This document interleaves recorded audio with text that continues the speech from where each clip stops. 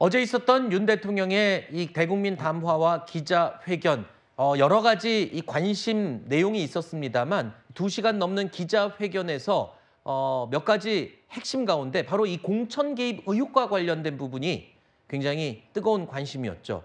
그런데 이 개입 의혹과 관련해서는 구체적인 해명이 없었다는 지적이 계속 나오고 있습니다.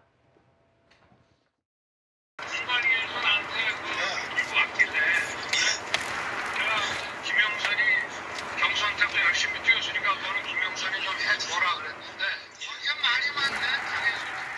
당에서 진행하는 공천을 가지고 제가 왈가불가할 수도 없고 고3 입시생 이상으로 바빴던 사람입니다.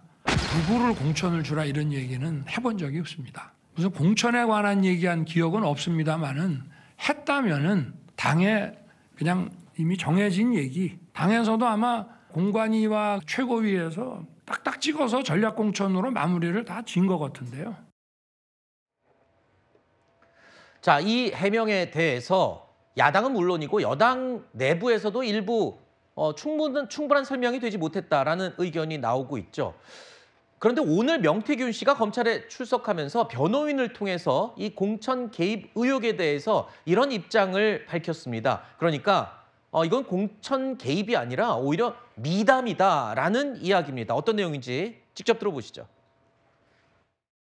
대통령 육성이 무슨 혐의와 무슨 관계가 있죠? 네, 관계가 전혀 없고요. 일반 국민이 우리 지역을 사랑하는 마음에 국회의원 후보를 추천하는 건 대통령이 아니라 누구에게도 할 수 있는 일입니다. 대통령께서 일반 국민의 말씀까지 귀담아 들으셨다는 점에서 그냥 뭐 미담일 뿐입니다. 네, 이게 무슨 공천 의혹입니까? 녹취록에서 네. 대통령께 이 연애 평생 잊지 않겠습니다라는 말은 어떤 의미입니까? 명태균 씨 입장에서는 어쨌든 당선인께서 알겠다고 하시니 감사하다고 한 거예요. 그러니까 공천 개입 의혹에 대해서 윤석열 대통령은 어제 공천과 관련해서 내가 의견을 낸 적이 없다 이렇게 해명을 했죠. 그리고 또 명태균 씨 측은 방금 들으신 것처럼 무슨 공천 개입이냐, 오히려 일반 국민의 목소리에 귀를 기울여준 윤 대통령의 미담이다 이렇게 표현을 했습니다. 어떻게 평가하십니까? 저게 미담이면 박근혜 대통령의 연설문에 도움을 준 최순실 씨도 그것도 미담이죠. 그 가까운 사람이 연설문에 이런 얘기를 넣으면 어떻겠냐라는 조언을 받아들인 미담으로 볼 수 있는 거 아닙니까? 근데 국민들은 어떻게, 그리고 법원은 어떻게 판단했습니까? 그것을 국정농단으로 판단을 했습니다. 그렇기 때문에 저는 변호인의 이야기는 설득력이 없다는 말씀을 드리고요. 대통령께서도 어제 사과는 하셨습니다만 구체적으로 얘기를 못했어요. 나는 공천에 대해서 한마디도 한 적이 없다라고 하셨지만 지금 국민들 모두가 들은 녹취에 뭐가 있었습니까? 김영선이 해줘라. 근데 당에서 말이 많더라. 라는 이야기를 했는데 그거에 대해서 구체적으로 답을 못했어요. 그렇기 때문에 어제 기자들이 그걸 질문했죠. 그래서 구체적으로 어떤 것이 미안하다는 겁니까? 어디까지 인정을 하시는 겁니까? 라고 했더니 그거에 대해서 답변을 못 하시고 그건 모르겠고 어찌됐든 사과를 했습니다. 제가 구체적으로 얘기하기엔 좀 곤란하지 않겠습니까? 라고 하고 넘겼단 말이죠. 그렇기 때문에 저는 대통령께서 지금 사과를 했지만 사과를 하지 않은 것이다. 국민들이 느끼기에는 대체 어디까지 인정을 하고 어디까지 인정 안 하는지도 명확하게 얘기하지 못했던 담화, 그게 어제 있었던 담화라는 말씀 드리고 싶습니다. 네.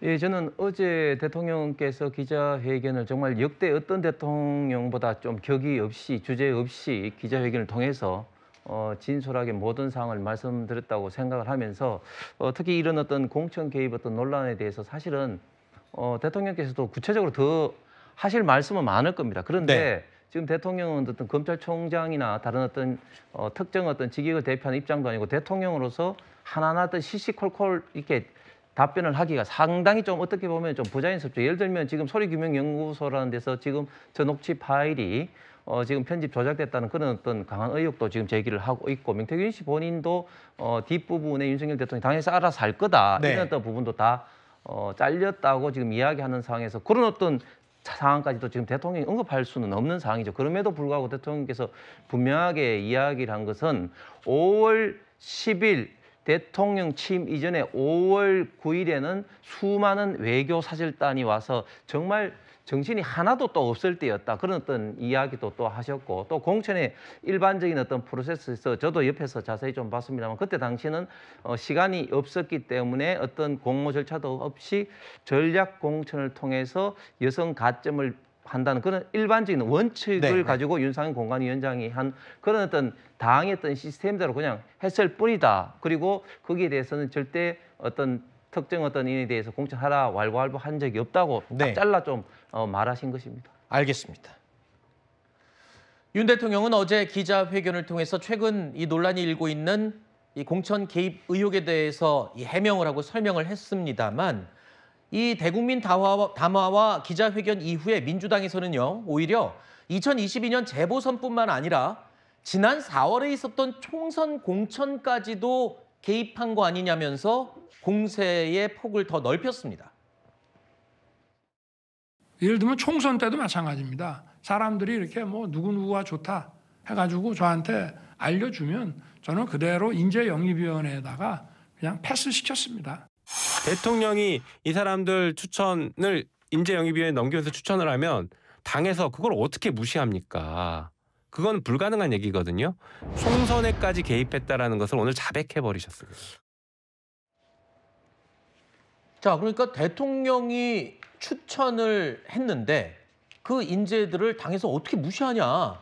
그러니까 이거야말로 개입이 아니냐라는 지금 주장을 민주당에서 하고 있는 거죠. 네, 뭐 지금 이제 사실 이게 쟁점을 분명하게 잡아야 되는데 대통령이 공천에 관여, 개입 자체가 불법이거나 문제인 건 아닙니다. 네. 근데 어느 정도로 관여했느냐, 네. 직접적으로 관여했느냐 이런 부분들이 문제가 되는 거고 박근혜 전 대통령 판례에 따르면은 누구로 공천해라라고까지는 안 했더라도 공관위 구성에 대해서 개입을 했다. 이 정도에도 이제 유죄 판결이 난 경우가 있는 것이고 그리고 특정한 어떤 목적성, 방향성을 갖고 관여를 하게 되면 이거는 공무원의 정치적 중립 위반, 의무 위반이 될 수 있습니다. 그리고 네. 윤석열 대통령 같은 경우는 그 당시 5월 9일 통화 시점에 대통령 당선인이었다고 해서 이게 공무원이 아니다라는 해석이 있는데 사실 그 선거법에 보면 공무원 기타라고 적혀 있습니다. 네. 기타는 그 밖에 다른 것을 의미하는 거거든요. 네. 근데 대통령 당선인은 대통령직 인수위원회 관련 법률에 따라서 권한과 지위가 보장되는 직책에 있어요. 그러면 이제 공무원에 준하는, 그러니까 공무원 기타라고 했을 때 거기에 들어가는 직책이라고 봐야 될 것 같고 이 부분에 대해서 그럼 윤 대통령이 깊게 개입을 안 했다라는 것을 입증을 해야 되는데 사실 통화 녹음 파일을 보면 공천 발표 바로 전날에 말들이 많네 당에서라고 얘기를 하고 있거든요. 그건 뭐냐면 사실 거의 공천은 확정이 됐는데 말들이 많은데도 공천이 됐다는 거예요. 그러면 윤석열 대통령이 힘을 쓴 게 아니냐, 이 의혹이 살아있을 수밖에 없다. 네. 예, 이걸 말씀드립니다.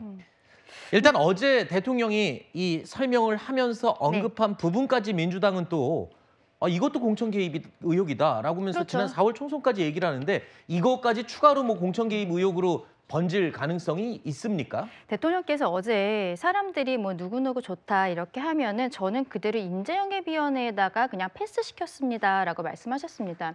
만약에 이게 공천관리위원회 쪽에다가 패스를 했다면 저는 문제가 될 수 있다라고 아하. 생각을 해요. 근데 네. 인재영입위원회거든요. 인재영입이라는 것은 어떠한 보통은 선거를 앞두고서는 뭐 전국에서 추천이 되는 사람들에 대해서 당 내에서 거르고 그 중에서 몇 명을 이제 좀 대표적으로 인재영입을 하면서 행사를 하고 우리가 이번 총선 과정에 있어서 나아갈 방향, 청년이라든지 뭐 장애인, 여성 이런 부분들을 보여주는 인재들이거든요. 인재영입위원회에 추천을 한다고 해서 모두가 인재영입이 되는 것도 아니고 네. 모두가 뭐 바로 전략공천이 된다거나 그런 것도 전혀 아닙니다. 네. 결과적으로 대통령께서 말씀하신 내용은 본인이 공천 과정에 있어서 개입을 한 것이 아니라 이런 인재들이 추천이 됐을 때 거기에 대해 그냥 의견을 그리고 그냥 패스했다라고 하잖아요. 본인의 말을 붙여서 패스했다는 것이 아닙니다. 그렇다면은 어떠한 사람들에 대해서 그저 의견 개진이 있었을 뿐이다. 그렇게 네. 봐야 된다고 생각합니다. 알겠습니다. 얘기를 듣고 보니까 또 그런 부분도 있습니다. 그러니까 실제로 인재로 영입됐다고 해서 다 공천된 건 아니잖아요. 네. 뭐 인재로 영입이 된 사람 가운데도 공천 떨어진 사람들 지금 제가 떠오르는 사람도 굉장히 많으니까요. 하실 말씀이 있을 예, 것 같아요. 팩트체크 차원에서 2024년도 올해는 이제 시간적 여유도 있고 하기 때문에 이제 영입위원회가 있었고 2023년도부터 활동을 했었죠. 이철규 의원이 위원장으로 활동했었고 2022년도 보궐 때는 이제 영입위원회 자체가 없었습니다. 네. 그러니까 이걸 좀 섞어서 생각하시면 아하. 안 될 것 같고 네, 그다음에 이제 영입위원회라는 것은 이제 영입 이제 각계 분야에서 왔을 때 우리 당에 이제 인재로 이제 영입했다고 이제 자체적으로 결정을 하고 네. 그 중에서 얼마만큼 또 공관위원회에서 이제 판단할 그렇죠. 것이냐 이 문제는 완전히 별개의 있던 차원. 네, 알겠습니다. 저도 말씀드린 게 바로 그 부분입니다.